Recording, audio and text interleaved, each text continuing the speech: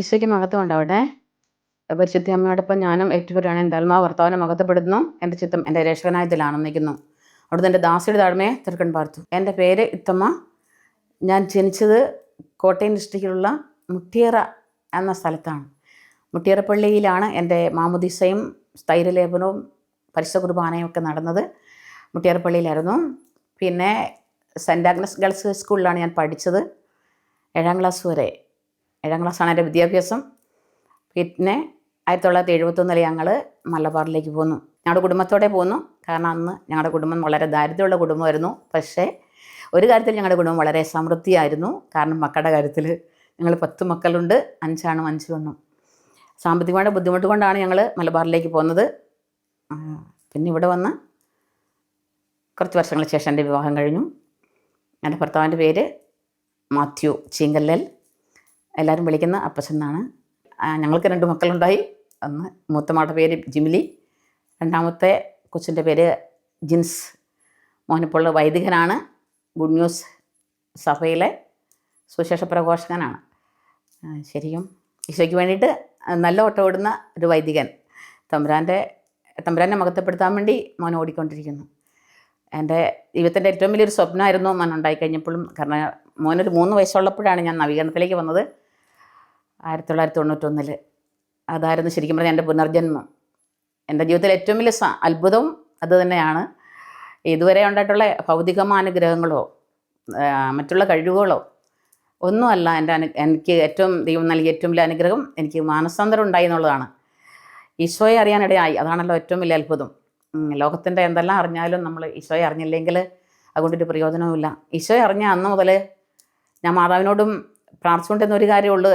ഞാനും എൻ്റെ കുടുംബവും ജോഷോ പറഞ്ഞതുപോലെ ഞാനും എൻ്റെ കുടുംബവും ഈശോ സേവിക്കണം. അതായിരുന്നു എൻ്റെ ആഗ്രഹം.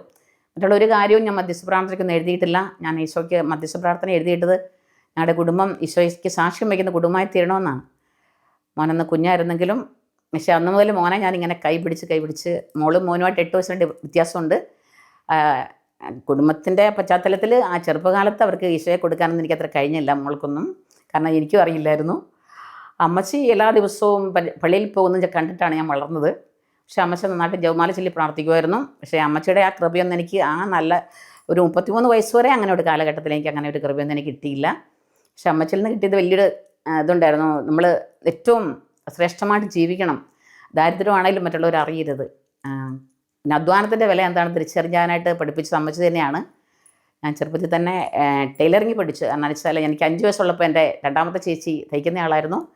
ചേച്ചി കടയിട്ടപ്പോൾ 1ാം ക്ലാസ്സിൽ മുതൽ ഞാൻ ചേച്ചിയുടെ കൂടെ പോയി ചേച്ചി ചെയ്യുന്നത് കണ്ട് അങ്ങനെ ടൈലറിങ്ങിലൂടെ എനിക്ക് ഭയങ്കര ഇഷ്ടമായിരുന്നു. ചേച്ചി ചെയ്യുന്നതെല്ലാം ഞാൻ മനഃപ്പാടമാക്കി. അങ്ങനെ 7ാം ക്ലാസ് ആയപ്പോഴത്തേനും 6ാം ക്ലാസ്സിൽ പഠിക്കുമ്പോൾ ചേച്ചിയുടെ കല്യാണം കഴിഞ്ഞു. പിന്നെ 7ാം ക്ലാസ് ആയപ്പോഴത്തേനും ചേച്ചി പ്രസവിക്കാൻ വന്നപ്പോൾ ഞാൻ ശരിക്കും ബാക്കിയുള്ള എല്ലാം പഠിച്ചു. എന്നിട്ട് ഞാൻ പറഞ്ഞു ഇനി ഞാൻ പഠിക്കാൻ പോയില്ല. കാരണം എനിക്ക് പുസ്തകം പഠിച്ചു തന്നോട്ടെ ചേച്ചിയായിരുന്നു. കുടുംബത്തിലെ ദാരിദ്ര്യം കൊണ്ടാണ് കേട്ടോ. അന്ന് സമൃദ്ധിയല്ല. ഞാൻ പറഞ്ഞില്ല, ഒരു കാര്യത്തിൽ ഞങ്ങളുടെ കുടുംബത്തിൽ സമൃദ്ധി ഉണ്ടായിരുന്നു. മക്കളുടെ കാര്യത്തിൽ ഞങ്ങളെല്ലാ മക്കളും നല്ല നല്ല ധൈര്യശാലികളും നല്ല ഇതുകൂട്ടൊക്കെ ആയിട്ടാണ് നല്ല തീക്ഷ്ണമുള്ളവരായിട്ടാണ് വളർന്നു വന്നത്. പക്ഷേ പിന്നെ തയ്ക്കാൻ തുടങ്ങി ആ വർഷം തന്നെ ഞങ്ങൾ 71 ഞങ്ങൾ ഇങ്ങോട്ട് നാട്ടിലേക്ക് പോന്നു. ഈ മലബാറിലേക്ക് പോന്നു. മലബാറിൽ വന്ന് ഒത്തിരി കഷ്ടപ്പാടുകൾ എൻ്റെ സഹോദരങ്ങളും അപ്പനും അമ്മയും എല്ലാം നന്നായിട്ട് കഷ്ടപ്പെട്ടു. പക്ഷേ എല്ലാവർക്കും പിന്നെ സാമ്പത്തികമായിട്ട് ഒത്തിരി ഉയർച്ച ഉണ്ടായി. പിന്നെ എൻ്റെ കല്യാണം കഴിഞ്ഞു. ഞാൻ മാതാവിനെ അറിഞ്ഞത് 1991 നവീകരണ ധ്യാനത്തിൽ പങ്കെടുത്ത് ഈശോയെ ജീവിതത്തിൻ്റെ രക്ഷകനാഥൻ കർത്താവിനെ സ്വീകരിച്ച് കഴിഞ്ഞിട്ടാണ് ഞാൻ മാതാവിലേക്ക് അടുത്തത്. അന്ന് മുതൽ അമ്മ എൻ്റെ സ്വന്തം അമ്മയായിട്ട് മാറി. കാരണം ചെറുപ്പകാലത്ത് ഒത്തിരി മക്കളുണ്ടായിരുന്നുകൊണ്ട് എൻ്റെ അമ്മയിൽ നിന്ന് വേണ്ടത്ര സ്നേഹവും പ്രോത്സാഹനമൊന്നും കിട്ടിയിട്ടില്ല എന്നൊരു പരാതി എൻ്റെ ഉള്ളിലെന്നും ഉണ്ടായിരുന്നു. പക്ഷെ ഞാൻ എൻ്റെ അമ്മയോട് എപ്പോഴും ഈശോയുടെ അമ്മയോട് ഞാൻ പറയും, അമ്മേ, എൻ്റെ ചെറുപ്പകാലത്ത് എനിക്ക് നഷ്ടപ്പെട്ടു പോയ ആ സ്നേഹം, അമ്മയിൽ നിന്ന് കിട്ടാതെ പോയ സ്നേഹത്തിൻ്റെ എല്ലാം കുറവ് അമ്മ എനിക്ക് നികത്തി തരണം. അമ്മ ഈശോയുടെ അമ്മയല്ലേ. പക്ഷേ ശരിക്കും അതൊരു വലിയ അനുഭവമായിരുന്നു. മാതാവിൻ്റെ മടിയിൽ ഇങ്ങനെ തലവെച്ച് കിടക്കുന്ന ഒരു അനുഭവം എൻ്റെ മനസ്സിലുണ്ടായി. പിന്നെ മാതാവ് എനിക്ക് മുലപ്പാൽ തരുന്നൊരു അനുഭവം എനിക്കുണ്ടായിട്ടുണ്ട് 2 പ്രാവശ്യം. അത് ശരിക്കും മനുഷ്യരോട് പറഞ്ഞാൽ മനസ്സിലാവും എനിക്കൊരു. കാരണം അത് അത്ര ഒരു അനുഭവമായിരുന്നു. അതൊരു വല്ലാത്തൊരു അതിന് ഞാൻ എന്താ പറയണ്ട, അത്രയൊരു വാത്സല്യമായിരുന്നു എനിക്ക്. കാരണം ഞാൻ എന്താ പറയണ്ട, അത്ര ആനന്ദം കൊണ്ട് ഞാൻ സന്തോഷം കൊണ്ട് നിറഞ്ഞൊരു സന്ദർഭമാണത്. പക്ഷെ ആ സ്നേഹം ഇടയ്ക്കിടയ്ക്ക് ഞാൻ ഓർക്കുമ്പോഴെല്ലാം, അമ്മയെക്കുറിച്ച് ഓർക്കുമ്പോഴെല്ലാം ഞാനത് ഓർക്കും അമ്മ എൻ്റെ അടുത്ത് വന്നതും. ചിലർക്ക് എന്നോട് പറയേണ്ടത് നമ്മൾ ചേച്ചിക്ക് ഇത്ര ധൈര്യം അത് മാതാവായിട്ട് എന്തോ കണക്ഷൻ കൂടുതലുണ്ടായിരുന്നു അതുകൊണ്ടാണെന്ന്. പക്ഷെ ഞാൻ കൂടുതൽ ഈശോയോടാണ് കൂടുതൽ പ്രാർത്ഥിക്കാറുള്ളത്. പക്ഷേ അമ്മയോടൊരു കാര്യം ഞാൻ ഏൽപ്പിച്ചു കഴിഞ്ഞാൽ, അമ്മ എനിക്ക് ഇന്നൊരു കാര്യം നടക്കണം എന്ന് പറഞ്ഞാൽ അമ്മ, ഞാൻ ഒരുപാട് ജപമാലകൾ ചെല്ലാറില്ല സത്യത്തിൽ. പക്ഷേ ഞാൻ ഒരു നന്മറഞ്ഞ പറയും ചൊല്ലിയിട്ടൊരു കാര്യം അമ്മയോട് പറഞ്ഞാൽ അമ്മ അത് നടത്തി തരും എന്നുള്ളതാണ് എൻ്റെ ജീവിതത്തിൽ ഇതുവരെയുള്ള അനുഭവങ്ങൾ. എനിക്ക് ഏറ്റവും ഇഷ്ടം ഈശോയെ മാതാവ് മടിയിൽ കിടത്തിക്കൊണ്ടിരിക്കുന്ന ആ ചിത്രമാണ്. അതെനിക്ക് ഭയങ്കര ഇഷ്ടമാണ്. ഒരു വിഷമമൊക്കെ വരുമ്പോൾ ഞാൻ മാതാവിനോട് പറയും, മാതാവേ ഈശോയെ നിൻ്റെ മടിയിൽ കിടത്തേക്കാൻ നോക്ക്, കൂടുതൽ എന്നെയും കൂടെ കിടത്തണം കേട്ടോ, കാരണം നിൻ്റെ അടുത്ത് മാത്രമേ എനിക്ക് ആശ്വാസമുള്ളൂ എന്ന് പറയും. വ്യാകുല മാതാവിൻ്റെ ചിത്രം എനിക്ക് ഭയങ്കര ഇഷ്ടമുള്ള ചിത്രമാണ് അത്. അങ്ങനെ ഓരോ സന്ദർഭങ്ങളിലും ചിലപ്പം ഞാൻ ഒത്തിരി വിഷമിക്കുന്ന സമയത്ത് ഞാൻ മാതാവിൻ്റെ മടിയിൽ കൊണ്ട് തല വെക്കുന്നതായിട്ട് ഞാൻ സങ്കല്പിക്കും. ഞാൻ പറയും, മാതാവ് ഈ കസേര വന്നിരിക്കും, ഞാൻ നിലത്തിരിക്കാം, അമ്മയുടെ മടിയിൽ ഞാൻ തല വയ്ക്കട്ടെ, എന്നെ ഒന്ന് ആശ്വസിപ്പിക്കണേ എന്ന് ഞാൻ അമ്മയോട് പറയും. അപ്പോൾ പിന്നെ ശരിക്കും പറഞ്ഞാൽ അമ്മയുടെ കൈ കൊണ്ട് എൻ്റെ തലയിൽ കൂടി ഇങ്ങനെ തലോടുന്ന പോലെ എനിക്ക് കണ്ണുകൊണ്ട് കാണുമൊന്നുമില്ല, പക്ഷെ എൻ്റെ ഹൃദയത്തിൽ ആ ചിന്ത വരും. അത്രമാത്രം ജീവിതത്തിൻ്റെ എല്ലാ മേഖലയിലും പരിശുദ്ധ അമ്മയുടെ സംരക്ഷണവും സഹായവും എനിക്ക് ഉണ്ടായിട്ടുണ്ട്. എന്തെങ്കിലും ഒരു ബുദ്ധിമുട്ട് അനുഭവിക്കുമ്പോഴൊക്കെ ആയിരിക്കും ഞാൻ ഏറ്റവും കൂടുതൽ പരിശുദ്ധ അമ്മയുടെ അടുത്തേക്ക് ഓടി ചെല്ലുന്നത്. അപ്പോൾ ശരിക്കും പറഞ്ഞാൽ അമ്മ എന്നെ സഹായിക്കുന്നത് പറയാൻ പറ്റത്തില്ല, അത്രമാത്രം. ഈശോ ഞാൻ ഒത്തിരി സ്തുതിക്കും, എപ്പോഴും ഈശോ സ്തുതിച്ചുകൊണ്ടിരിക്കുന്ന ഒരാളാണ്, എപ്പോഴും സ്തുതിക്കാൻ ഇഷ്ടം. പ്രഭാതത്തിൽ ഉണർന്നാണെങ്കിലും സ്തുതിക്കുന്ന ഈശോയെ സ്തുതിക്കുമ്പോഴും ഞാൻ അമ്മയുടെ അടുത്ത് ചെന്നിട്ട് ഒരു കാര്യം പറഞ്ഞാൽ അത് അമ്മയോട് പറഞ്ഞാൽ പിന്നെ എനിക്ക് ഉറപ്പാണ് അത് നടക്കുമെന്ന്. ഭൗതികമായ ഒത്തിരി കാര്യങ്ങളൊന്നും ഞാൻ മാതാവിനോടും ഈശോയോടും ചോദിക്കാറില്ല. കാരണം ധ്യാനം കൂടിയിടയ്ക്ക് തന്നെ എൻ്റെ ഹൃദയത്തിൽ കയറിയൊരു വചനം വരും, ആദ്യം നിങ്ങൾ ദൈവത്തിൻ്റെ രാജ്യവും നീതിയും അന്വേഷിക്ക്, ബാക്കിയെല്ലാം അതോടൊപ്പം നിങ്ങൾ കൂട്ടിച്ചേർത്ത് തരും. ഞാൻ ഈ വചനം ഇങ്ങനെ ഏറ്റുപറയും, ഹൃദയത്തിൽ കയറിയ വചനങ്ങൾ ഞാനിങ്ങനെ ഏറ്റുപറയും. ഈശോ നീ അങ്ങനെ പറഞ്ഞിട്ടുണ്ടല്ലോ, അതുകൊണ്ട് നിൻ്റെ രാജ്യത്തിന് വേണ്ടി ഞാൻ അധ്വാനിക്കാം, അപ്പം മാതാവേ എന്നെ സഹായിക്കണമേ എന്ന് ഞാൻ അമ്മയോട് പറയും. അമ്മ കൂടെ നടക്കുന്ന അനുഭവം എനിക്ക് എപ്പോഴും ഉണ്ടാകാറുണ്ട്. ഞാനിങ്ങനെ ഞങ്ങൾക്ക് വണ്ടിയൊക്കെ വാങ്ങുന്നതിന് മുമ്പ് നടന്നാണ് പള്ളിയിലേക്ക് പോയിക്കൊണ്ടിരുന്നത്. അപ്പോൾ മാതാവും ഔസേപിതാവും ഈശോ എൻ്റെ കൂടെ നടക്കുന്ന പോലെ എനിക്ക് തോന്നും. അത്ര ജവമാലയൊക്കെ ചൊല്ലിക്കൊണ്ടേ ഞങ്ങൾ പോകും. ജവമാല എൻ്റെ കയ്യിലിങ്ങനെ ഉണ്ടാവും. എത്രയോ പ്രാവശ്യം സത്യം പറഞ്ഞാൽ ജവമാലയായിട്ട് ഞാൻ അടിച്ചേറ്റ് വീണിട്ടുണ്ട് റോഡിലൊക്കെ. പക്ഷെ എന്നാലും ജവമാല തെറിച്ചു പോവും, എന്നാലും പിന്നെ പോയിട്ട് എടുക്കും. അപ്പോൾ അങ്ങനെ അമ്മയോട് അമ്മ എൻ്റെ കൂടെ നടക്കുന്ന ഒരു അനുഭവം എൻ്റെ ജീവിതത്തിൽ എപ്പോഴും ഉണ്ട്. അതിപ്പോഴും അങ്ങനെ തന്നെയാണ്. ഞാനിപ്പോൾ ഒറ്റയ്ക്കാണ് താമസിക്കുന്നത്. ഭർത്താവ് മരിച്ചിട്ട് 2.5 വർഷമായി. മകൻ അച്ഛനാണ്, മകളെ കെട്ടിച്ചു വിട്ടു. അപ്പോൾ പിന്നെ ഞാൻ തനിച്ച് താമസിക്കുന്ന സാഹചര്യത്തിലും പരിശുദ്ധ അമ്മ എൻ്റെ കൂടെ ഉണ്ട്, ഈശോയും എൻ്റെ കൂടെയുണ്ട്. അങ്ങനെ ഒരു അവസ്ഥയിലാണ് ഞാൻ മുന്നോട്ട് പോകുന്നത്. 91 എനിക്ക് അനുഭവം ഉണ്ടായെന്ന് പറഞ്ഞാൽ ഈ പരിശുദ്ധാത്മാവ് എൻ്റെ മേലെ ഇറങ്ങി വരുന്നൊരവസ്ഥ ഞാൻ അനുഭവിച്ചറിഞ്ഞ ഒരു സന്ദർഭത്തിലൂടെയാണ് എനിക്ക് മാറ്റം വന്നത്. ഈശോ പറഞ്ഞല്ലോ, വീണ്ടും ജനിക്കുന്നില്ലെങ്കിൽ ആരും ദൈവരാജ്യത്തിൽ പ്രവേശിക്കില്ല എന്ന്. 91 ഇങ്ങനെ ആ ധ്യാനത്തിൽ പങ്കെടുക്കുമ്പം നായ്ക്കമറമ്മച്ചൻ്റെ ക്ലാസ്സായിരുന്നു. അച്ഛനിങ്ങനെ എല്ലാവരും മുട്ട എന്ന് കൈവരിച്ചു പിടിച്ച് പ്രാർത്ഥിച്ചോളാൻ പറഞ്ഞു. പരിശുദ്ധാത്മാവിൻ്റെ ഒരു പാട്ട്, അരൂപിയാൽ നിറയാൻ കവിയാൽ എന്നുള്ള പാട്ട് പാടി കൈവരിച്ചു പിടിച്ച് ഞാൻ ആദ്യമായിട്ടാണ് സത്യത്തിൽ മുട്ട നിൽക്കുന്നത്. അപ്പോൾ ആരും കൈ താത്തി ഇടരുതെന്ന് പറഞ്ഞു, കണ്ണ് തുറക്കരുതെന്ന് പറഞ്ഞു. അതിനു മുമ്പുള്ള ഒരു ക്ലാസ് കേട്ടത്, ക്ഷമിക്കുന്ന സ്നേഹത്തെക്കുറിച്ച് ക്ലാസ് ഞാൻ കേട്ടു. അപ്പോൾ ഞാൻ ഈശോയുടെ ഞാൻ ഇങ്ങനെ മനസ്സിലോർത്തു, ദൈവമേ ഈ ഇത്രമാത്രം ഒരു ഭർത്താവ് തൻ്റെ ഭാര്യയെ വേദനിപ്പിച്ചിട്ടും ആ ഭാര്യയെ പ്രധാനം സ്നേഹിച്ചു എന്നുള്ളൊരു സാക്ഷ്യമായിരുന്നു. അപ്പോൾ അത് കേട്ടപ്പോൾ ഞാൻ അങ്ങനെ ഈശോയോട് പറഞ്ഞു, ഈശോ അയാളുടെ ഭാര്യയ്ക്ക് ക്ഷമിക്കാൻ കഴിഞ്ഞെങ്കിൽ എനിക്കും എന്തുകൊണ്ട് ക്ഷമിച്ചുകൂടാ എന്ന് ഞാൻ ഇങ്ങനെ തീരുമാനം എടുത്തേ ഉണ്ടായിരുന്നുള്ളൂ. അല്ലാണ്ട് എനിക്ക് കുമ്പസാരിക്കുകയോ പരിശുദ്ധ ഖുർആൻ സ്വീകരിക്കുകയോ ഒന്നും ചെയ്തില്ല, പാവങ്ങളെക്കുറിച്ച് ഏറ്റു പറഞ്ഞില്ല. പക്ഷേ ഈ തീരുമാനം എടുത്ത സമയത്ത് എൻ്റെ തലയുടെ മുകളിലേക്കൊരു ദീപനാളം ഇങ്ങനെ തെളിഞ്ഞു വന്നു. ശരിക്കും ഒരു തീ വന്ന് മുള്ളിൽ ഇങ്ങനെ അപ്പം സ്വലമാരുടെ തലയിൽ വന്ന് ഇറങ്ങുന്ന പോലെ ആ ഒരു ചിത്രം എൻ്റെ ഉള്ളിൽ കടന്നു വന്നിട്ട് പിന്നെ ഞാൻ പെട്ടെന്ന് വേർത്ത് വിളിച്ച് സന്തോഷം കൊണ്ട് നിറഞ്ഞു, സമാധാനം കൊണ്ട് നിറഞ്ഞു. ശരിക്കും പറഞ്ഞാൽ ഞാൻ സത്യത്തിൽ അന്ന് മുതൽ അന്നാണ് എനിക്കൊരു ജീവിതത്തിൻ്റെ ഒരു മാറ്റം. ഇങ്ങനൊരു സംഭവം സത്യമായിട്ടും ദൈവം ജീവിച്ചിട്ടുണ്ടെന്നുള്ള സത്യം കർത്താവ് പറയുന്നത് അതേപോലെ നടക്കുമെന്ന് വിശ്വസിക്കാനുള്ള സത്യം. അങ്ങനെ ദൈവം പറഞ്ഞ ഓരോ വചനങ്ങളും നമ്മുടെ ജീവിതത്തിൽ പ്രാർത്ഥനമാകുമെന്ന് ഞാൻ വിശ്വസിക്കാനുള്ളത്. പരിശുദ്ധമ്മ പറഞ്ഞാൽ കർത്താവ് അരുളിച്ച കാര്യങ്ങൾ നിറവേറുന്ന വിശ്വാസമുള്ള ഭാഗ്യവതിയെന്ന് ഏലിശമ്മ പറഞ്ഞു. പരിശുദ്ധാത്മ നിൻ്റെ മേലെ വരും അത്യന്ത ശക്തി നിൻ്റെ മേലെ ആവശ്യിക്കും, ദൈവത്തിനൊന്നും അസാധ്യമല്ല എന്ന് പരിശുദ്ധമ്മ വിശ്വസിച്ചു. അപ്പം പരിശുദ്ധമ്മ വിശ്വസിച്ച പോലെ വിശ്വസിക്കാനുള്ള ഒരു കൃപ അമ്മ ഈശോ പരിശുദ്ധാത്മാവ് എനിക്ക് നൽകി. ആ ഒരു ധൈര്യത്തിലാണ് ഞാൻ ഓരോ ചൂടും മുന്നോട്ട് വയ്ക്കുന്നത്.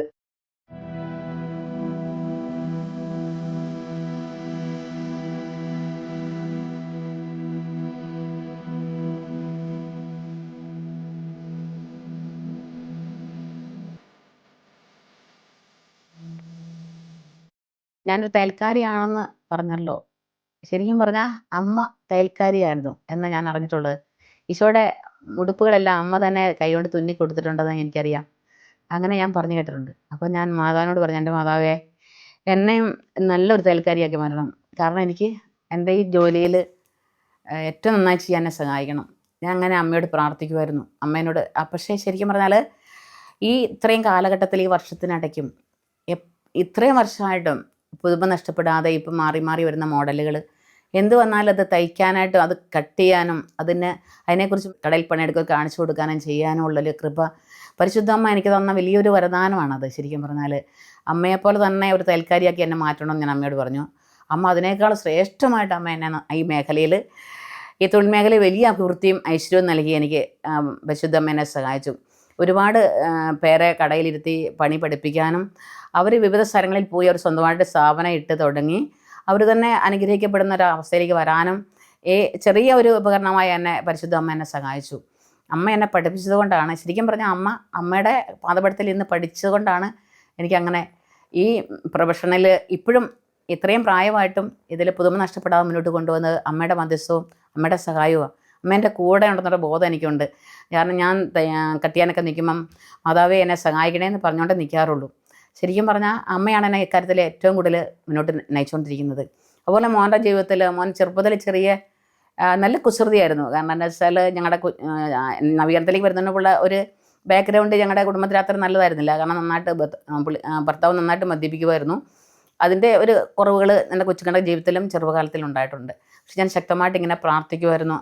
ഈശോയെ അവൻ്റെ മക്കൾ ഒരിക്കലും വഴുതിട്ട് പോകാൻ ഇടയാകരുതേ എന്ന് മാതാവിനോട് പറഞ്ഞ് പ്രാർത്ഥിക്കും. മാതാവിൻ്റെ മടിയിലേക്ക് മോനെ വെച്ച് കൊടുത്തിട്ട് ഞാൻ പ്രാർത്ഥിക്കും, അമ്മ ഈശോയെ വളർത്തിയ പോലെ വളർത്തണേ. അപ്പോൾ ഞങ്ങൾ ഒരു 2000-ലാണോ എന്നൊരു എനിക്ക് ഓർമ്മയുണ്ട്. കുരിക്കലച്ഛൻ്റെ ഒരു ധ്യാനം കൂടുമ്പം അച്ഛൻ ഇങ്ങനെ പറഞ്ഞു, ഉണ്ണീശോ ചെറുപ്പത്തിൽ നല്ല കുസൃതിയായിരുന്നു. അപ്പോൾ മാതാവ് ഈശോയോട് പിതാവര്യത്തോട് പറഞ്ഞു, നീ എനിക്ക് തന്ന കൊച്ചല്ല, ഇതിനെ ഞാൻ എങ്ങനെ വളർത്തും? കാരണം ഇത് കുസൃതിയായിട്ട് ഓടി നടക്കുവാണ്, പിടിച്ചെടുത്ത് നിൽക്കില്ല. അപ്പോൾ ഞാൻ എന്ത് ചെയ്യുമെന്ന് മാതാവ് ചോദിച്ചപ്പം മാലാഖ പ്രത്യക്ഷപ്പെട്ട് കൊച്ചിനെ എന്തിനു വേണ്ടിയിട്ടാണ് നീ ഭൂമിയിൽ ജനിച്ചെന്ന് കാണിച്ചു കൊടുത്തപ്പം ഈശോ ഓടി വന്ന് പേടിച്ചിട്ട് മാതാവിൻ്റെ മടിയിൽ കയറുന്ന ചിത്രമാണ് നിത്യസഹായ മാതാവിൻ്റെ ചിത്രം എന്ന് പറഞ്ഞു. അപ്പോൾ പക്ഷേ അന്നേരം എനിക്ക് തോന്നി എൻ്റെ മോന് വേണ്ടി എന്നാൽ മാതാവിനോട് തന്നെ പ്രാർത്ഥിക്കാം. അപ്പോൾ ഞാൻ മാതാവിനോട് പറയും, എൻ്റെ മാതാവേ ഇത് കുസൃതി എന്ന് എല്ലാവരും പറയും. സ്കൂളിൽ ചെന്നാൽ കുസൃതി, വീട്ടിലെന്നാൽ കുസൃതി, അങ്ങനെ കുസൃതി തരം കൊണ്ട് എല്ലാവരും ഇങ്ങനെ പറയും, കുരുത്തക്കേട എന്ന് പറഞ്ഞുകൊണ്ടിരിക്കുക. അതെനിക്ക് ഭയങ്കര പ്രശ്നമായിരുന്നത്. ഞാനെന്നിട്ട് അത് മാതാവിനോട് പറഞ്ഞു, മാതാവേ ഇനി 2 മാസത്തേക്ക് ഞാൻ ഇറച്ചി മീൻ ഈ മോനൊരു മാറ്റം വരുന്നവരെ ഞാൻ ഇറച്ചി മീനും കൂട്ടുകയില്ല. ഇത് ഞാൻ ചെരുപ്പൊക്കെ ഊരി കളഞ്ഞു. എന്നിട്ട് നടക്കാൻ തുടങ്ങി. പിന്നെ ശക്തമായിട്ട് പ്രാർത്ഥിക്കാൻ തുടങ്ങി. മുട്ടുമേന്ന് ഞാനിങ്ങനെ പ്രാർത്ഥിക്കും, കൈവിരിച്ച് പിടിച്ച്. ഞാനൊരു ദിവസം ഇങ്ങനെ റീത്താപുണ്യത്തിൽ പ്രാർത്ഥിച്ചൊരു പ്രാർത്ഥനയുണ്ട്. റീത്താപുണ്യത്തിക്ക് 2 മക്കൾ വളർന്നു കഴിയുമ്പോൾ അപ്പനെ കൊന്നവരോട് പകരം വീട്ടു എന്ന് പറയുന്ന. അപ്പോൾ റീത്താപുണ്യത്തിൽ പ്രാർത്ഥിച്ചത് ഇങ്ങനെയാണ്, ഇവർ വളർന്നു വരുമ്പം തെമ്മാടിയോ മോശക്കാരായിട്ട് വളർന്നവരാണ് ഇവർ മരിച്ചു പോകുന്നത് എനിക്കിഷ്ടം എന്ന്. ഞാൻ അങ്ങനെ ഈശോട് പറഞ്ഞു, ഈശോ ഒരു കള്ളുകുടീനോ തെമ്മാടിയോ സമൂഹത്തിനോ സഭയ്ക്കും വേണ്ടാത്തവനോ കുടുംബത്തിനോ കുഴപ്പക്കാരനായിട്ട് വളർന്നവരാണെങ്കിൽ എൻ്റെ ഈ മകനും മരിച്ചു പോകുന്ന എനിക്കിഷ്ടം. മരിച്ചെന്നോടത്ത് സങ്കടപ്പെട്ടാൽ മതിയല്ലോ, ഭൂമിയിൽ ഇങ്ങനെ നടപ്പ് കണ്ട് ദൂർത്തടിക്കുന്നത് കണ്ടിട്ട് ഇങ്ങനെ ഞാൻ വേദനിക്കുന്നതിനേക്കാളും നല്ല ഇതല്ലേ എന്ന് പറഞ്ഞ മാതാവിനോട് ഈശോടും ശക്തമായിട്ട് ഞാൻ മധ്യസ്ഥം പ്രാർത്ഥിച്ചു. അപ്പോൾ മോൻ എന്നോട് വന്നിട്ട് ചോദിച്ചു, അമ്മ ഞാൻ മരിക്കാനാണോ പ്രാർത്ഥിക്കുന്നത്? ഞാൻ പറഞ്ഞു, അല്ല മോനെ, മരിക്കാനല്ല, നീ നല്ല മിടുക്കനായിട്ട് ഇച്ചിനെ വളർന്നു വരാൻ വേണ്ടിയിട്ട് അമ്മ പ്രാർത്ഥിക്കുന്നതെന്ന് പറഞ്ഞു. പക്ഷേ അതൊരു വലിയ അത്ഭുതമായിരുന്നു കേട്ടോ. അതൊരു വലിയ അത്ഭുതം വെച്ചാൽ പറഞ്ഞറിയിക്കാൻ പറ്റാത്ത അത്ഭുതമാണ്. 2 മാസത്തിനകം എന്ന് പറഞ്ഞാൽ അവനൊരു ഭയങ്കര ചേഞ്ച് എന്ന് പറഞ്ഞാൽ സ്കൂളിൽ നിന്ന് അധ്യാപകരെന്നെ വിളിച്ചിട്ട് പറഞ്ഞു, മോനെ സ്കൂളിൽ നിന്ന് മാറ്റേണ്ടി വരുമെന്ന് പറഞ്ഞതാണ്. 4ാം ക്ലാസ്സിലും 5ാം ക്ലാസ്സിലും അങ്ങനെ പഠിക്കുന്ന സമയത്ത്. അപ്പോൾ ഈ പ്രാർത്ഥന ഇതോടുകൂടി ഉണ്ടല്ലോ കൊച്ചിന് ഭയങ്കര മാറ്റം എന്ന് പറഞ്ഞാൽ അവനിങ്ങനെ പിന്നെ അങ്ങോട്ട് ആ വർഷത്തെ തന്നെ അസംബ്ലിക്ക് അവിടുത്തെ ഹെഡ് മിസ്ട്രസ്സൊക്കെ സ്റ്റേജൊക്കെ കയറ്റി നിർത്തിയിട്ട് പറഞ്ഞു, മാറ്റം വരുന്നെങ്കിൽ ഈ ജിൻസിനെ പോലെ മാറ്റം വരണമെന്ന്. അപ്പോൾ അത്രയ്ക്ക് അന്ന് മുതൽ കുട്ടി അങ്ങോട്ട് ശരിക്കും പിന്നെ അവനെ എൻ്റെ ഈ വിരൽത്തുമ്പിൽ തന്നെ തൂങ്ങി നടന്ന പോലെയായിരുന്നു. വചനത്തെക്കുറിച്ച് പറയുമ്പോൾ ശരിക്കും പിന്നെ കൊച്ചു ഭയങ്കരമായിട്ട് മാറി ഇങ്ങനെ വന്നു. ആ മാറ്റത്തിലാണ് അവനിങ്ങനെ 10ാം ക്ലാസ് കഴിഞ്ഞപ്പോൾ എന്നോട് പോലും ചോദിക്കാണ്ടാണ് സെമിനാരിൽ പോകണമെന്ന് അവർക്ക് പേര് കൊടുത്തത്. അപ്പം ഞാൻ എപ്പോഴും പ്രാർത്ഥിക്കും, ദൈവമേ അങ്ങനെ മഹത്വപ്പെടുന്നൊരു മകനാകണം, ലോകം മുഴുവൻ പോയി സുവിശേഷം പ്രഘോഷിക്കണം, യേശുവിനെ പ്രഘോഷിക്കുന്ന മകനായി തീരണം. ഞാൻ അമ്മയോട് എപ്പോഴും പറഞ്ഞുകൊണ്ടിരുന്നത് തന്നെ അങ്ങനെ ആയിരിക്കണം. അമ്മേ മാതാവ് നിൻ്റെ മകനെ മഹത്വപ്പെടുന്ന ഒരു മകനായിട്ട് വൈദികനായിട്ട് മോൻ മാറണം.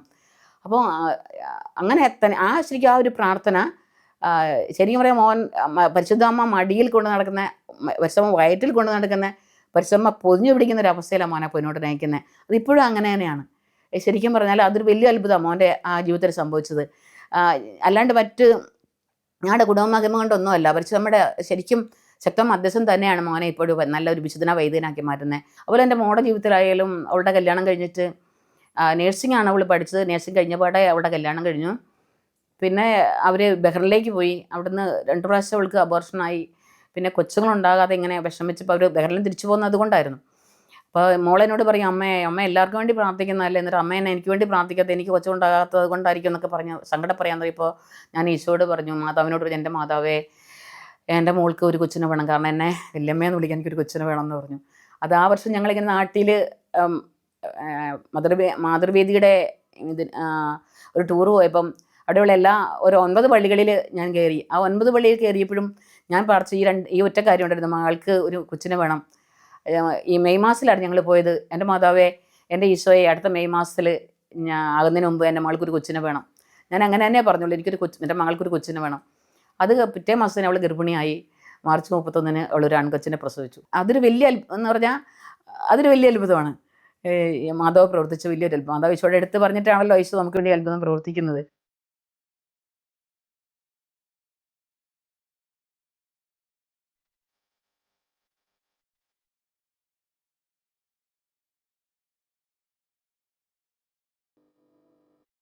എൻ്റെ ഒരു ദിവസം ആരംഭിക്കുന്നത് രാവിലെ പ്രഭാതത്തിൽ 3 മണിയോട് കൂടിയാണ്. 3 മണിയാകുമ്പോൾ ഞാൻ എന്നും എല്ലാ ദിവസവും എഴുന്നേൽക്കും. പിന്നെ കുറച്ച് അടുക്കളയിലെ കാര്യങ്ങളൊക്കെ ക്രമീകരിച്ച് ഞാൻ ഒരു 4 മണിയാകുമ്പം തമ്പുരാൻ്റെ തിരുസന്നിധിയിൽ വന്നിരിക്കും. അത് മുടക്കം കൂടാതെ എല്ലാ ദിവസവും ചെയ്യുന്ന ഒരു കാര്യമാണ്. എല്ലാ ദിവസവും 1 മണിക്കൂർ ഈശോയുടെ മുമ്പിലിരിക്കും. അപ്പോൾ മാതാവിനോട് ചേർന്നിരുന്ന് വിശുദ്ധരോടും മാലാഖമാരോടും എല്ലാവരെയും കൂട്ടി വിളിക്കും. എനിക്കൊരു പ്രാർത്ഥനപ്പായുണ്ട്. അതിൽ ഞാൻ പറയും, എല്ലാവരും വന്നിരിക്കും, നമുക്ക് ഒരുമിച്ച് കർത്താവിനെ ആരാധിക്കാമെന്ന് പറയും. അങ്ങനെ 1 മണിക്കൂർ സമയം ഈശോയെ ആരാധിച്ച മാതാവിനോട് ചേർന്ന് അതിൻ്റെ കൂട്ടത്തിൽ മധ്യസ്ഥ പ്രാർത്ഥന നടത്തി എൻ്റെ എല്ലാ സകല ആവശ്യങ്ങളും, എൻ്റെ എല്ലാ കുറവുകൾ, പോരായ്മകൾ, ബലഹീനതകളെല്ലാം ഞാൻ ഈശോയോട് പറയുന്ന സമയം അന്നേരമാണ്. അപ്പോൾ ആ സമയത്ത് ഒരു ദിവസം പോലും മുടങ്ങാതെ തമ്പുരാൻ എന്നെ പ്രാർത്ഥനയിൽ മുന്നോട്ട് കൊണ്ടുപോകുന്നുണ്ട്. അതിനൊരിക്കലും മുടക്കാൻ പറ്റില്ല. കാരണം എന്തേലും ബുദ്ധിമുട്ട് വന്ന് തല പൊങ്ങാതെ വന്നാൽ, പനിയൊക്കെ വന്ന് പൊങ്ങാതെ വന്നാൽ അല്ലാതെ ബാക്കി എല്ലാ ദിവസങ്ങളിലും എനിക്കത് ചെയ്യാൻ കഴിയുന്നുണ്ട്. അതുപോലെ എനിക്ക് 2005 എനിക്ക് ക്യാൻസർ രോഗം വന്നു.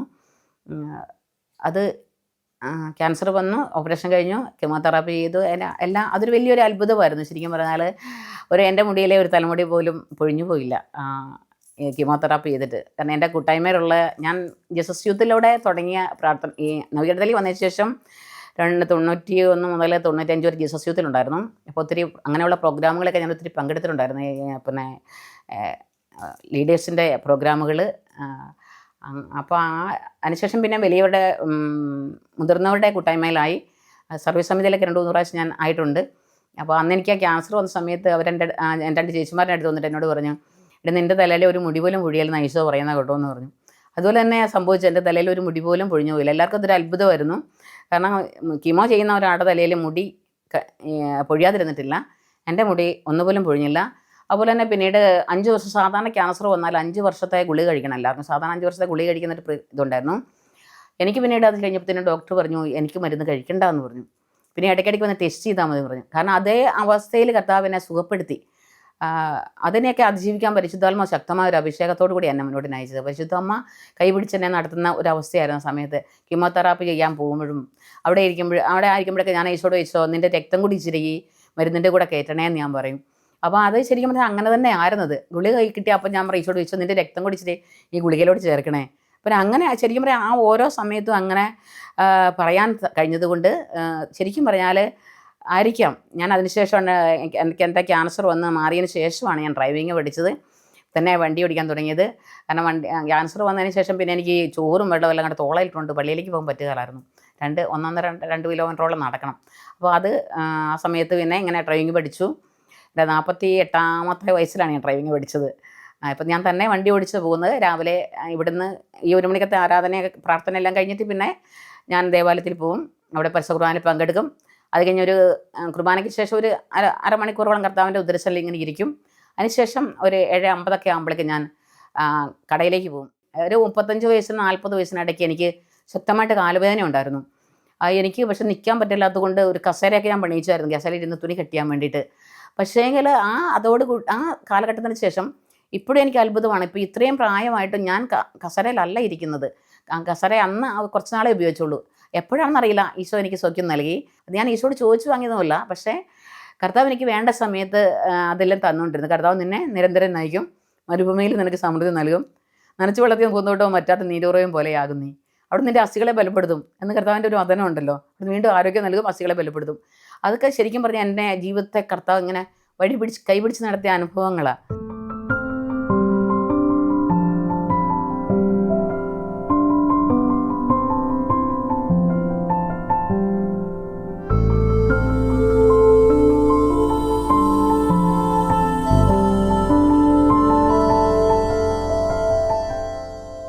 എൻ്റെ പ്രാർത്ഥനാ ശൈലി എന്ന് പറഞ്ഞാലേ കൂടുതലും എനിക്ക് കർത്താവിനെ സ്തുതിച്ചാരാധിക്കുക എന്നുള്ളതാണ്. എല്ലാ കാര്യങ്ങളെയും ഓർത്ത് ഈശോയ്ക്ക് നന്ദി പറയും. ഞാൻ എൻ്റെ അമ്മയുടെ ഉദരത്തിൽ ഉരുവാക്കപ്പെട്ട നിമിഷം മുതൽ ഈ നിമിഷം വരെ സംഭവിച്ച എല്ലാ കാര്യങ്ങളെയും ഓർത്ത് ഞാൻ ഈശോയെ ആരാധിക്കും, സ്തുതിക്കും, നന്ദി പറയും. എല്ലാ ദിവസമുള്ള എൻ്റെ പ്രാർത്ഥനയുടെ ഒരു ശൈലിയാണ്. എന്ത് സംഭവിച്ചോ, ജീവിതത്തിലൂടെ കടന്നുപോയവരെ, കണ്ടുമുട്ടിയവരെ, കെട്ടവർ, ഞാനുമായിട്ട് ഇടപെടുന്നവർ എല്ലാവരെയും സമർപ്പിച്ച് ഇങ്ങനെ ഞാൻ ഈശോയ്ക്ക് നന്ദി പറയും. അതാണ് നന്ദി പറയുക എന്നുള്ളതാണ് എൻ്റെ ഒരു പ്രാർത്ഥനയുടെ ശൈലി. പ്രത്യേകിച്ച് ഇപ്പോൾ ഞാൻ പറയാനുള്ളതെന്ന് പറഞ്ഞാൽ ഒരു 2-3 ഭാര്യ ഭർത്താക്കന്മാരുടെ ഒരു പിണങ്ങി കഴിഞ്ഞവർ ഒരിക്കലും അടുക്കുകയില്ല എന്ന് പറഞ്ഞ് മാറി നിന്നവർ മാതാവിനോട് മധ്യസ്ഥം വഴിയായിട്ട് അവർ കൂട്ടി ഒന്നിച്ചേർന്ന ഒരു സംഭവങ്ങളുണ്ട്. അവർ പിരിയാൻ തീരുമാനിച്ചായിരുന്നു. പിരിയാൻ തീരുമാനിച്ചിട്ട് ഞാനിങ്ങനെ മാതാവിനെ മധ്യസ്ഥം പ്രാർത്ഥിച്ചു. എൻ്റെ മാതാവെ, പിണങ്ങി പോകാനല്ലല്ലോ ദൈവം കൂട്ടിച്ചേർത്തത്, അവരെ യോജിപ്പിക്കണേ എന്ന് പറഞ്ഞുകൊണ്ട് ഞാനിങ്ങനെ മാതാവിനോട് മധ്യസ്ഥം പ്രാർത്ഥിച്ചു. അത് ശരിക്കും പറഞ്ഞാൽ എനിക്കൊരു അത്ഭുതമാണ്. അത് 3 കുടുംബങ്ങൾ അങ്ങനെ ഞാനിങ്ങനെ പ്രാർത്ഥിച്ചിട്ട് അവർ കൂട്ടിച്ചേരുകയും ചെയ്തു. ഇന്നും അവർ സന്തോഷമായിട്ട് ബന്ധം വേർപിരിയുമെന്ന് പറഞ്ഞവരായിരുന്നു. പക്ഷേ ഇന്ന് അവർ സന്തോഷമായിട്ട് ജീവിക്കുന്നുണ്ട്. അതെൻ്റെ ജീവിതത്തിൽ ഇങ്ങനെ അകന്നുപോയ ബന്ധങ്ങളെ കൂട്ടിച്ചേർക്കാനായിട്ട് പരിശുദ്ധമ്മ എന്നെ സഹായിച്ചിട്ടുണ്ട്, അങ്ങനെ മധ്യസ്ഥം പ്രാർത്ഥിച്ചിട്ട്. പിന്നെ ഞാൻ എൻ്റെ പ്രാർത്ഥനശീലം ലോകം മധ്യസ്ഥം പ്രാർത്ഥിക്കുമ്പം ലോകം ഇതിനു വേണ്ടി ഇങ്ങനെ സുവിശേഷവൽക്കരണത്തിനായിട്ടാണ് ഞാൻ പ്രാർത്ഥിക്കുന്നത്. വൈദികർക്ക് വേണ്ടി, സന്യാസികർക്ക് വേണ്ടി, അതുപോലെ സുവിശേഷ വേല ചെയ്യുന്നവർക്ക് വേണ്ടിയിട്ടാണ് ഞാൻ കൂടുതൽ പ്രാർത്ഥിക്കുന്നത്. കാരണം ഈശോ പറഞ്ഞ അങ്ങനല്ലേ, നിങ്ങൾ ലോകം എല്ലാ സൃഷ്ടിയോടും സുവിശേഷം പ്രഘോഷിക്കുമെന്ന്. അതുകൊണ്ട് യേശുവിനെ അറിയാത്ത മക്കൾ യേശുവിനെ അറിയാൻ ഇടയാകണേ എന്ന് ഞാൻ ഈശോയുടെ മധ്യസ്ഥം പ്രാർത്ഥിക്കുന്നത്. അതിൻ്റെ കുർബാനയിലായാലും പരിശുദ്ധ കുർബാനയിലേക്ക് ഞാനിങ്ങനെ എല്ലാവരെയും സമർപ്പിക്കും ലോക സുവിശേഷവൽക്കരണത്തിനായിട്ട്. പലപ്പോഴൊക്കെ ഞാൻ ഓർക്കും, എൻ്റെ ഈശോ ഓരോ പ്രാർത്ഥന തുടങ്ങിയിട്ട് ഇങ്ങനെ വലിയൊരു മാറ്റമൊന്നും കാണുന്നില്ല, എല്ലാവരും ഇങ്ങനെ തിരിച്ച് പിന്നെയും പിന്തിരിഞ്ഞ് പോകാണല്ലോ ചെയ്യുന്നതൊക്കെ ഞാൻ ഈശോയോട് പറയും. ചിലപ്പോൾ ഞാൻ ഈശോയോട് വഴക്ക് കൂടും, എന്നാൽ ഈശോ ഒരു മാറ്റം വരാതെ ഞാൻ ഇങ്ങനെ നിരന്തരം പ്രാർത്ഥിക്കുന്നുണ്ടല്ലോ. അപ്പോൾ പിന്നെ ഈശോ നമ്മളോട് പറഞ്ഞാൽ നമ്മുടെ പ്രാർത്ഥിക്കാനല്ലേ, ഫലം പുറപ്പെടുവിക്കേണ്ട ഈശോ ആണല്ലോ. അതുകൊണ്ട് ഞാൻ ആ രീതിയിൽ ഇങ്ങനെ വീണ്ടും പ്രാർത്ഥിച്ചുകൊണ്ടിരിക്കും. പരിശുദ്ധ കുർബാനയിലേക്ക് ഞാൻ എല്ലാവരെയും സമർപ്പിച്ച് പ്രാർത്ഥിക്കും. ജപമാല ചൊല്ലി പ്രാർത്ഥിക്കുമ്പോഴും അങ്ങനെ എല്ലാവരെയും സമർപ്പിച്ചാണ് പ്രാർത്ഥിക്കുന്നത്. മാധ്യമങ്ങൾക്ക് വേണ്ടിയിട്ടും എല്ലാവരെയും ഒഴിവാക്കുകയല്ല, കാരണം ആരെയും ഒഴിവാക്കരുതെന്നാണല്ലോ ഈശോ പറഞ്ഞിട്ടുള്ളത്. ഞാൻ അതുകൊണ്ട് മധ്യസ്ഥ പ്രാർത്ഥന നടത്തുന്നത് കൂടുതലും ഓരോരുത്തരുടെ ഒരു വ്യക്തിപരമായ കാര്യം പറഞ്ഞിട്ടല്ല ഞാൻ പ്രാർത്ഥിക്കുന്നത്. ആരെന്നോട് പ്രാർത്ഥന ആവശ്യപ്പെട്ടാലും ഞാനത് പ്രാർത്ഥിക്കും. അതോടൊപ്പം അതുപോലെയുള്ള ഒരുപാട് പേരെ ഈശോയുടെ കരങ്ങളിലേക്ക് കൊടുത്ത് ഞാൻ പ്രാർത്ഥിക്കും.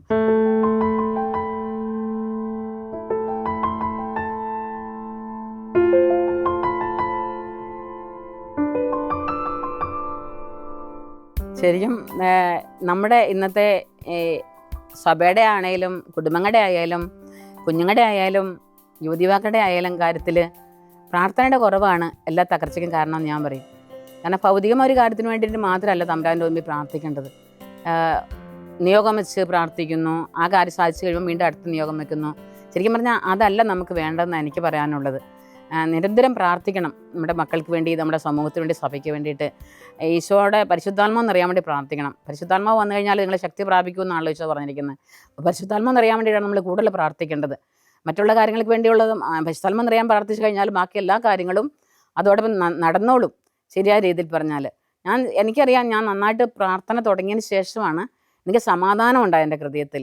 ഞാൻ ഈശോയോട് പറഞ്ഞു, എൻ്റെ ഈശോ, എൻ്റെ ഹൃദയത്തിൽ സമാധാനം വേണം, എൻ്റെ ജീവിതത്തിൽ സമാധാനം വേണം, എൻ്റെ കുടുംബത്തിൽ സമാധാനം വേണം. കാരണം ഞാൻ ആയിരിക്കുന്ന മേഖലയിൽ എനിക്ക് സമാധാനം ഇല്ലെങ്കിൽ ഞാൻ എത്ര പ്രാർത്ഥിക്കുന്ന ആളാണെന്ന് പറഞ്ഞാലും കാര്യമില്ല. രാവിലെ മുതൽ വൈകുന്നേരം വരെ പ്രാർത്ഥിക്കുന്നു, പക്ഷേ എനിക്ക് സമാധാനമില്ല, എനിക്ക് ആകുലതയാണ്, എനിക്ക് ഉത്കണ്ഠയാണെങ്കിൽ ഞാൻ ഈ പ്രാർത്ഥന കൊണ്ട് എന്ത് പ്രയോജനം? ദൈവത്തെ മഹത്വപ്പെടുത്തേണ്ടതിന് പകരം ദൈവത്തെ ദുഷിക്കുകയാണല്ലോ ചെയ്യേണ്ടി വരുന്നത്. അതുകൊണ്ട് ഞാൻ ഈശോയോട് ചോദിച്ചു വാങ്ങുന്ന കാര്യങ്ങൾ എന്തൊക്കെ? എനിക്ക് സമാധാനം വേണം. എനിക്ക് അല്ലാണ്ട് ഭൗതികമായ ഒരു കാര്യം ഞാൻ ഈശോയോട് ചോദിക്കാറില്ല. പക്ഷേ ഭൗതികമായ ഒരു കാര്യത്തിനും കർത്താവ് എനിക്കൊരു കുറവും വരുത്തിയിട്ടുമില്ല ഇന്ന് വരെ. ഒന്നുമില്ലായ്മയിൽ നിന്ന് ഒരു കാല് വെച്ച് വെക്കാനുള്ള സ്ഥലം പോലും ഞങ്ങൾക്കുണ്ടായിരുന്നില്ല ഞങ്ങളുടെ ജീവിതം ആരംഭിക്കുമ്പോൾ.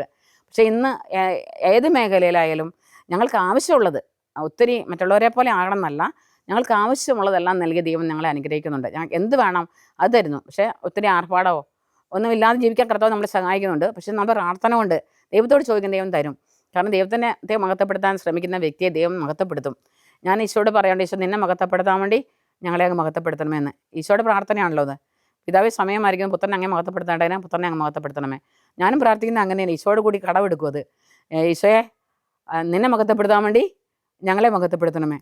നമ്മളെ ദൈവം മഹത്വപ്പെടുത്താണ്ട് നമുക്ക് ദൈവത്തെ മഹത്വപ്പെടുത്താൻ പറ്റിയാലെന്നൊരു ഉറച്ച ബോധ്യം എനിക്കുണ്ട്. എൻ്റെ തെറ്റായ ചിന്തയാണോ എന്ന് എനിക്കറിയില്ല, പക്ഷേ ഞാൻ അങ്ങനെയാണ് പ്രാർത്ഥിക്കുന്നത്. സമൂഹത്തിന് വേണ്ടിയിട്ടാണെങ്കിലും ഞാൻ പ്രാർത്ഥിക്കുമ്പോൾ അങ്ങനെ തന്നെയാണ്. കുടുംബത്തിലൊരു അപ്പനോ അമ്മയോ പ്രാർത്ഥിക്കുന്നവരാണെങ്കിൽ തീർച്ചയായിട്ടും ആ കുടുംബം നശിച്ചു പോകുകയില്ല. എനിക്കത് ഉറപ്പുള്ള കാര്യമാണ്. എൻ്റെ കുടുംബത്തിന് വേണ്ടി പ്രാർത്ഥന തുടങ്ങിയപ്പോഴാണ് എൻ്റെ കുടുംബം അനുഗ്രഹിക്കപ്പെടാൻ തുടങ്ങിയത്. ചിലർക്ക് എന്നോട് വന്ന് ചോദിക്കാറുണ്ട്, മക്കൾ രക്ഷപ്പെട്ടോ എന്ന്. ഞാൻ ചോദിച്ചാൽ അതെങ്ങനെ, അത് ഏത് രീതിയിലാണെന്ന് എനിക്കറിയത്തില്ല. എല്ലാവരും ചിന്തിക്കുന്നത് ഭൗതികമായ നേട്ടം കൊണ്ടാണോ എന്നുള്ള. ഭൗതികമായ നേട്ടം കൊണ്ട് മാത്രം ഒരാൾ രക്ഷപ്പെടുകയല്ലോ. ഞാൻ പറയും രക്ഷയുടെ പാതയിലൂടെയാണ് ഞങ്ങൾ സഞ്ചരിക്കുന്നതെന്ന്.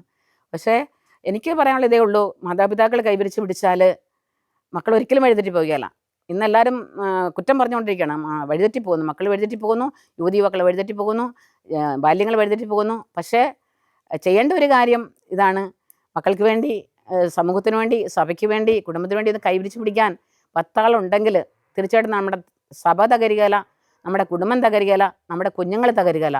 അമ്മേ അമലേ കന്യാമറിയമ്മേ, എന്നാത്മനാഥൻ്റെ മാതാവേ, എന്നേശുവിൻ്റെ കാതിൽ മല്ലേ എന്നൊമ്പരങ്ങൾ ചൊല്ലാമോ, എന്നേശുവിൻ്റെ കാതിൽ മല്ലേ എന്നൊമ്പരങ്ങൾ ചൊല്ലാമോ. അമ്മേ അമലേ കന്യാമറിയമ്മേ, അമ്മതൻ മാനസം എനിക്കായി തുടിച്ചാൽ പൊന്മകൻ എന്നിൽ നിറയുകയില്ലേ. അമ്മതൻ മാനസം എനിക്കായി തുടിച്ചാൽ പൊന്മകൻ എന്നിൽ നിറയുകയില്ലേ. നാഥൻ്റെ സ്വരവും ആ സ്നേഹതീർത്ഥവും അഭിഷേകമായെന്നിലൊഴുകില്ലേ. അമ്മേ അമലേ കന്യാമറിയമ്മേ.